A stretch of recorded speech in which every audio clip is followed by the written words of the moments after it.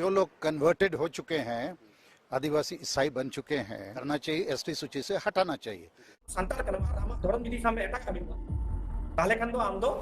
संतार तो बांग लई दाड़ी ते बाम दाबी दाड़ी अद ओना चिके जहां को लई दा जे नय आले तो संतार कनाले धर्म तो जाटा ले मनवा तुमको संतार के बांग तो चे का मेना का पे आशा नपाय के मेना का पे तो तेहेन दो आर मिट्टी नवा टॉपिक इदी काते बो कथा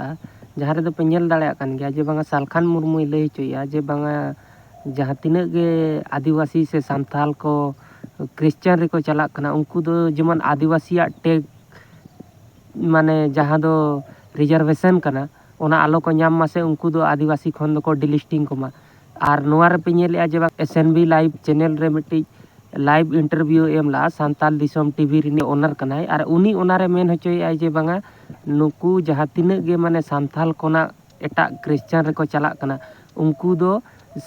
आदो सांताल दो बाको ताहेना क्रिश्चियन रे को ताहेना तो नोआ इदी काते गे मिट्टी बोयहा जहां दो जिसुआ सेरेंज ऑफिशियल यूट्यूब चैनल पास्टा खना जबकि नुई क्रिश्चियन होल कान गया और नुई दो नोंकान विषय करे गे वीडियो बनावा तो नुई नुआय मेन होचोया जे बांगा आले दो क्रिश्चियन रे सेन काते हो माने सांताल गेले ताहेना तो तेहेन दो ओना बारे तेगे बोन कथा तो वीडियो रे कंटिन्यू ताहेन ताबन पे कथा बोन आरो लाहा से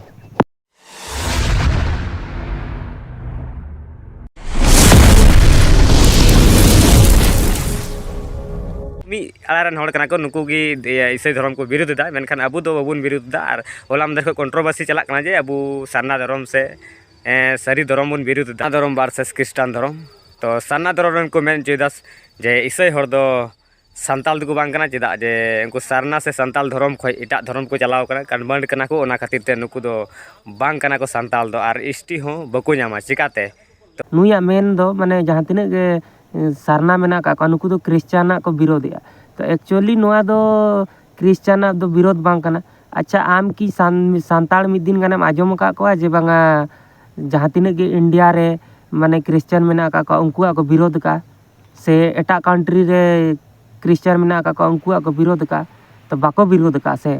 तो विरोध दो खाली उनको हुयुक कना जहां दो माने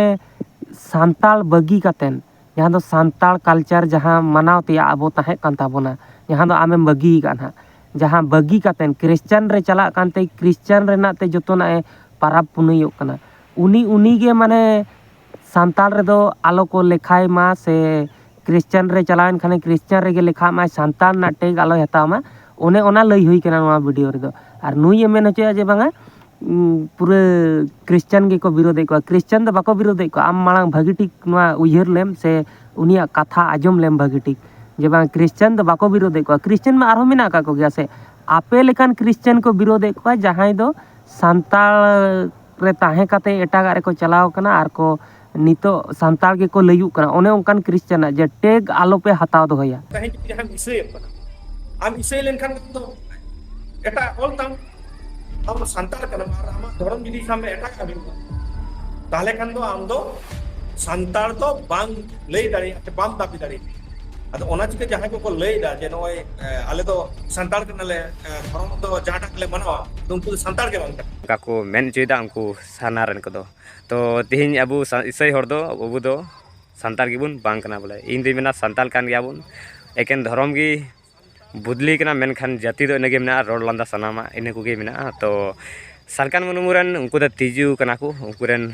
सारे हपनते कना को सालकान मुर्मु हो ओना कथा गे मेनदा दरा आमा मेन रना दो चेत मतलब कान तमा माने आमा मिट्टी सठिक आइडेंटिटी बनु का तमा मेते नाने होड़ा हो आलो ताहेन मासे चेत का आमा मिट्टी सठिक आइडेंटिटी मेना का तमा ना क्रिश्चियन आमेम लई दाड़े कान भागी ठीक धरा ना सांताल भागी ठीक धरा लई दाड़े कना एनखान मा आमा मिट्टी सठिक आइडेंटिटी बनु आन तमा से तो नोना गे नोना आलो को रेज ले खातिर नोना विरोध दो जता हुयुक कना और ओना दो आपे रे रेज पे धुरु कना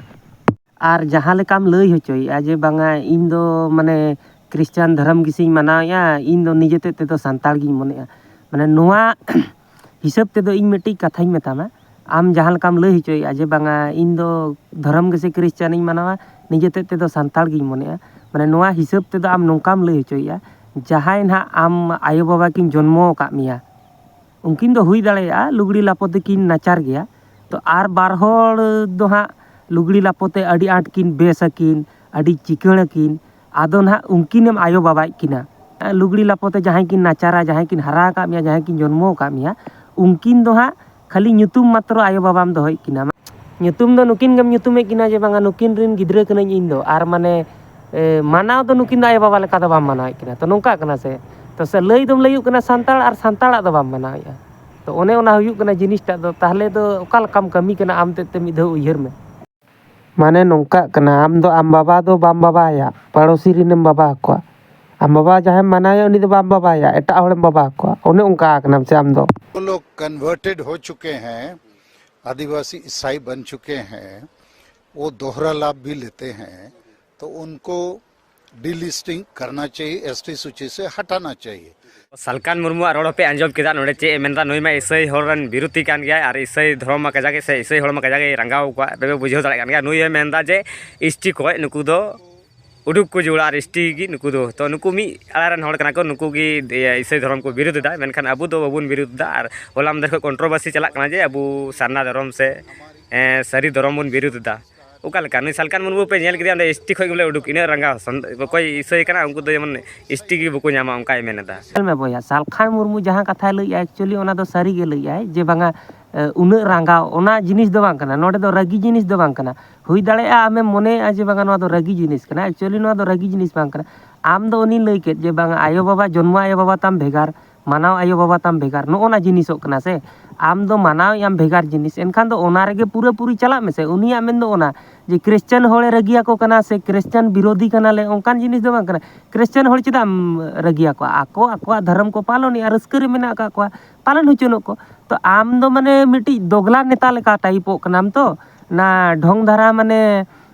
सांताल रेम ताहे दाड़े कान ना ढोंग धारा क्रिश्चियन नेम पालन तो नोना जिनिसो कना तो नोना खातिर मेन हुयुक कना जहाँ तिना जे नोय माने क्रिश्चियन रे सेनाते सांताल को लयुक कना और नुकु मेने मिटी तालारे मिटी दोगला लेका को तिंगु कना नु उनको होड़ा विरोध हुयुक कना ना कि धर्म ना विरोध हुयुक कना नोआ दो कटी